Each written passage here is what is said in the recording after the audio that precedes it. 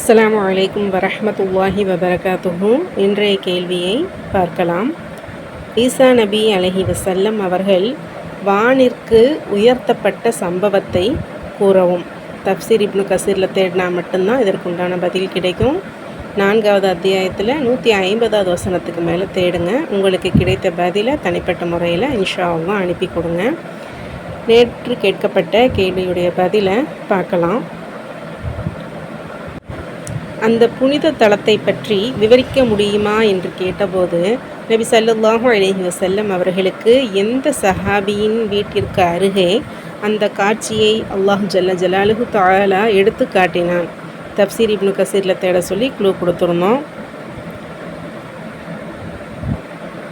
17வது அத்தியாயத்தில் முதல் 5 வசனங்களில் அல்ஹம்துலில்லாஹ் நிறைய சகோதரிகள் சரியான பதிலை அழகான முறையில் அனுப்பி கொடுத்துருந்தாங்க. அல்லாஹ் நம்ம அனைவருடைய மார்க்க அறிவையும் மென்மேலும் அதிகப்படுத்தி தருவானாக, ஆமீன்.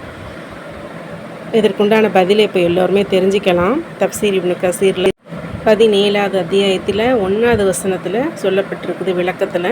அல்ஹம்துலில்லாஹ் அதை பார்க்கலாம்.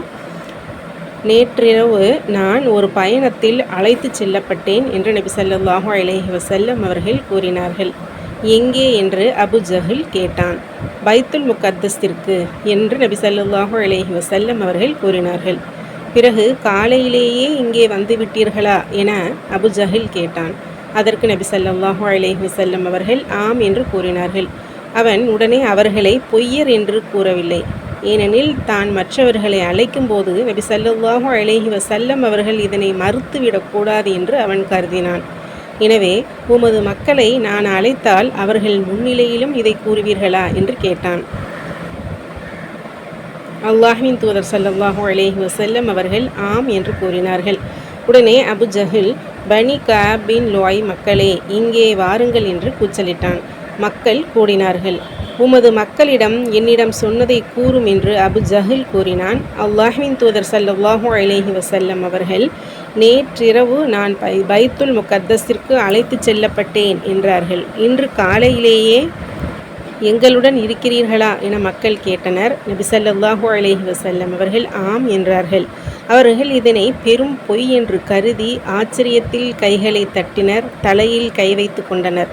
அந்த புனித தலத்தை விவரிக்க முடியுமா என்று கேட்டனர். அவர்களில் அந்த இடத்திற்கு சென்று வந்தவர்களும் இருந்தனர். நபி ஸல்லல்லாஹு அலைஹி வஸல்லம் அவர்கள் கூறினார்கள்,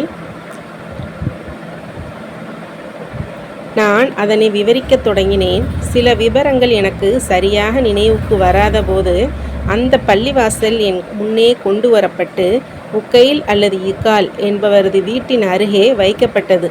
நான் அதனை பார்த்து கொண்டே அதன் ஒவ்வொரு விவரத்தையும் விவரித்தேன். எனக்கு நினைவில் இல்லாத விஷயங்களையும் அப்போது என்னால் கூற முடிந்தது. அந்த மக்கள் விபரத்தை பொறுத்தவரை அல்லாஹ்வின் மீது ஆணையாக அவர் சரியாகவே கூறுகிறார் என்றனர். இதனை அன்-நசாயியும் அல் பைஹக்கியும் பதிவு செய்து இருக்கிறாங்க. அல்ஹம்துலில்லாஹ். தொடர்ந்து இணைந்திருங்கள். தினமும் ஒரு இஸ்லாமிய கேள்வியையும் அதனுடைய பதிலையும் இன்ஷா அல்லாஹ் இதன் மூலம் அறிந்து கொள்வோம். ஷேர் பண்ணி சப்போர்ட் பண்ணி சப்ஸ்கிரைப் பண்ணுங்கள். அல்ஹம்துலில்லாஹ். ஜஸாக்குமுல்லாஹு ஹைர். அஸ்ஸலாமு அலைக்கும் வரஹ்மத்துல்லாஹி வபரகாத்துஹு.